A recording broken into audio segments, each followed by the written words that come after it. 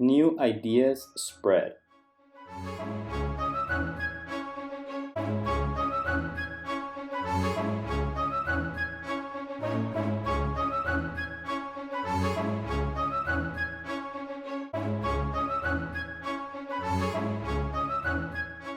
The importance of education. Education during the colonies was deeply influenced by religion. Originally, only men were allowed to study. Puritans believed education came hand to hand with religion in order for them to learn the Bible. Puritans approved laws to promote education, which were the foundations for the public school system in the United States. The main difference between colonial public schools and the current ones is that the colonial schools religion was taught aside from reading, writing, and mathematics. In the southern colonies, many children did not go to school because of how remote schools were. Girls would generally study in a school for ladies located at a family's house. In the northern colonies, the African Americans were taught how to read, but slave codes banned education for slaves. Secondary schools at the time was very similar to the current one. They would prepare students to attend college, always funded by the church. Root of North American literature. Colonial literature consisted mainly of homilies, poetry, and stories that revealed life at the time. The first types of colonial literature were homilies and stories that reflected the life in the colonies. The first colonial poetess was Anne Bradstreet. In her poetry, she expressed the joys and hardships of colonial life. The second one was the first African American poetess, Phillis Wheatley.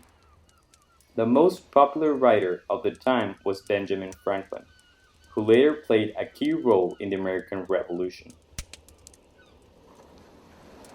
The Great Awakening. At the beginning, religious leaders established strict laws on morality and religious questions, but in time their observance relaxed. In 1730 and 1740, there was a Christian movement to renew and revive faith and morality rules. It was known as the Great Awakening. Preachers like George Whitefield traveled through the colonies. This movement triggered the creation of different religions such as the Methodists and the Baptists. This movement reinforced democratic ideas. It led settlers to think that if they had the freedom to decide how to worship God, they could decide as well how to rule themselves. The Enlightenment. Enlightenment's ideas in Europe had a decisive influence on North American political thought. The Enlightenment was a European intellectual movement in which thinkers believed that problems could be solved through reasoning. Two of the main philosophers were John Locke and Montesquieu. Locke thought that people had natural rights and questioned divine rights. This led to the conclusion that a government exists to protect the rights of people. If a monarch infringes these rights, the people have the right to discharge him. This idea would be precedent of independence in the colonies. On the other hand, Montesquieu stated that the powers of the government should be clearly defined and limited.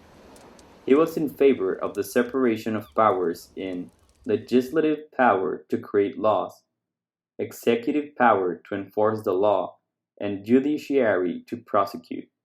This division of powers would become in the base of the United States government.